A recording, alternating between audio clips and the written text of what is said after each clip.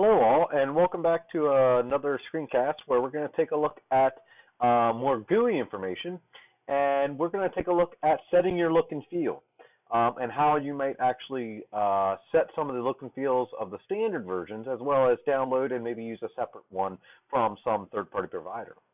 So we're going to start this off where we last left off, which is we have our user interface that we looked at, and in the design, nothing has changed since we last used this. We have the full name, the awarded associate saved, and of course we have the view option on this. Okay, and so look and feels are essentially the way it looks and feels to the user. So, like for instance, when I use this preview, this is actually using a Mac look and feel, the OS X standard kind of look and feel, and you can kind of tell because it's got a very OS X style like drop-down menus, the curvatures and things like that, colors and all. When you actually run this project, so when I actually run the user interface file, we will see it actually run, and when it runs, its look and feel is going to look a little different. You know, this is the standard look and feel, which is called Nimbus, and it is a look and feel that is cross-platform, and that's one of the great things about Java is that we have this cross-platform ability to have a standard look, no matter whether you're on Windows, you're on Ubuntu, you're on OS X, whatever you might be on. And you can see there's small differences. The background color is not gray. Don't have the curvature on my text box as much. This is a little different over here, and the highlight's a little different. Okay, so look and feels are very important to the way you want to integrate things. Okay, so for instance, if you want to look up some of the standard look and feels that exist, Java has a whole bunch of them. In fact, a simple way for you to ever look at the look and feels that you might have on a standard system is you can go into your source code, and under your user interface source code, you will see generally this look and feel setting code, and it says optional. Well, if you open it up, this is not the gray area, so you can actually fix this up. And you can see what it does is it sets Nimbus look and feel, which is a standard look and feel that's been introduced since Java 6. And what this does is it just says, okay, try, and we'll talk about try some other time. Maybe you already know about them. But what this is going to do is this is going to say, okay, for every look and feel that we have in the installed look and feels, okay, if Nimbus is one of the options, then set that as our look and feel. Okay. Otherwise, it'll default to this one called Metal, which is another cross-platform. So Nimbus is just a newer looking one that looks kind of neat. Okay. If you actually wanted to know and see all the look and feels that you actually could do, we can actually modify this and take a look because they're not always standard. Depending if you're on Windows, you may have a Windows look and feel, which you wouldn't have on OS X or on a GNU type platform like Ubuntu or something like that. So what you could do here is, if you wanted to actually take a look, is you can actually system out print line all the different look and feels that you have on your system. So here I will do info.getClassName, just kind of like what we're doing below. Okay, and what I'm going to do is I'm going to take out this break here, have it go through all of them, and see what that does. And we should get a printout of all the different look and feels that we actually have available to us. Okay, so let's go ahead and take this project and run the project. Once I find my project system here, I want services. Thank you very much. Oh, looks like I got rid of it. Projects. Okay, so we're going to run user interface. Okay, it's still going to pop up as usual. So it popped up. And now you can see it actually just described all the different kinds that I have here because these are all the installed current ones. So there's Metal, Nimbus, the Motif one, and an Aqua look and feel. Okay, Aqua is the Apple style. So this is an example of one that you would not find on a Windows machine, but you do find on my machine since it's an OS X type machine. So you can set to any one of these. So for instance, if I wanted Metal instead, what I can do is I can say, okay, let's change this to Motif. So if it's motif, it will actually set it to the motif. So we're going to go terminate this, rerun it, and you can see we get a little bit different look on this one. Okay, not the standard one. So then if I then change this to, let's see here, let's go to metal. Let's type it correctly. Metal look and feel.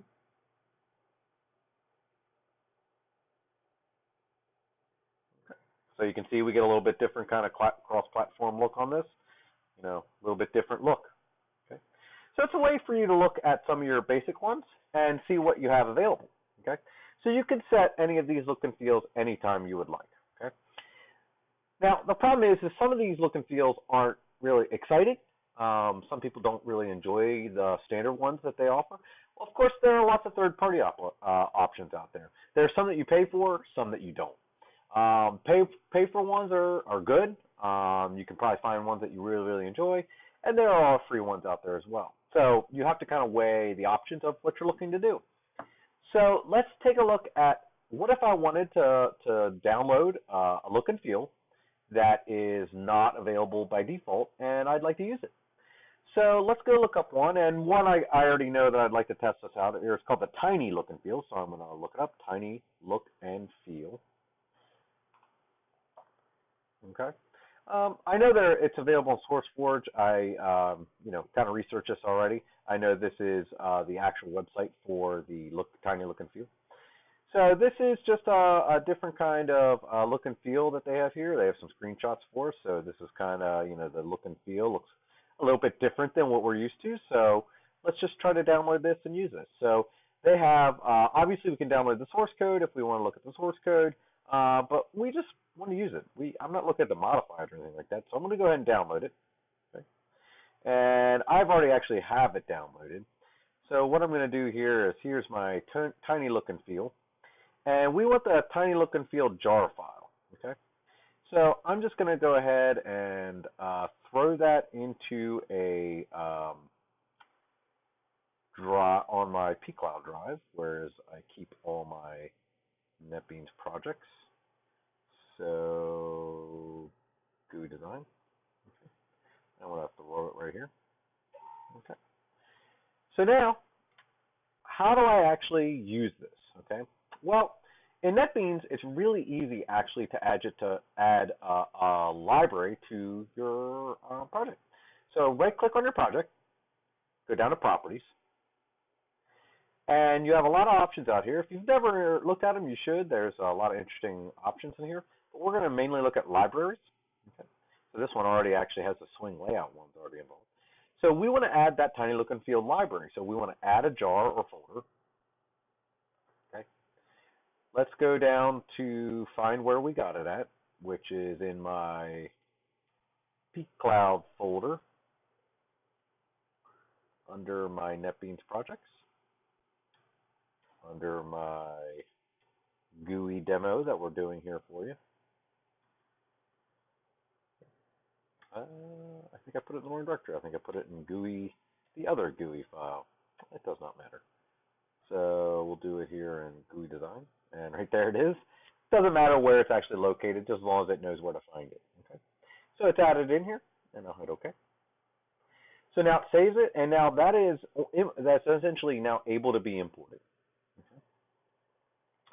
So now what we want to do is we want to actually be able to use this. So to actually put this in, first thing we need to do is import it.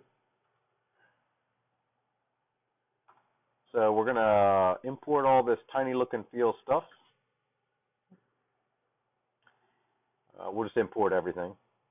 Technically, that's maybe not the best way to go about it, but we will do that just for demo purposes. Okay. And now I can do all this as well. I'm just going to go ahead and comment some of this out because I'm not interested in going through any of the standard stuff now. So we now want to do UI Manager dot set look and feel. And so now we want to set it to the look and feel that we had there, which is a tiny look and feel. So we're going to set it to a new tiny look and feel.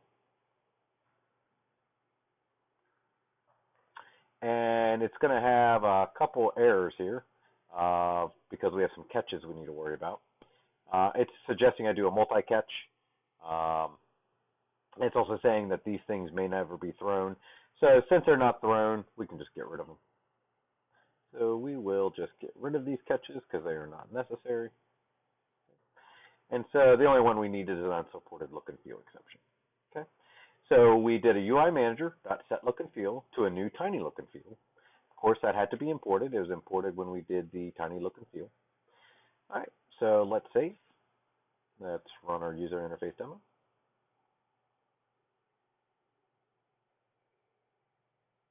And now we have a tiny look and feel. You can tell it's a little bit different, different style of the save button with shadowing, different kind of look here on my drop down. We also now have kind of a different background color, not that standard gray that we're looking at, and our fonts change a little bit. Okay. So these are the look and feel options that you have available, and you can change them anytime you would like, and you should definitely try to experiment with them. Because having a good look and feel really invites the user to want to do more with your application and actually work with it. Okay, so look and feels may seem kind of trivial, but they are really important to make a great GUI design, to make the users really enjoy the piece of software or the tool that you develop for them. Okay. All right, well, thank you for watching this video. I'll see you guys next time. See ya.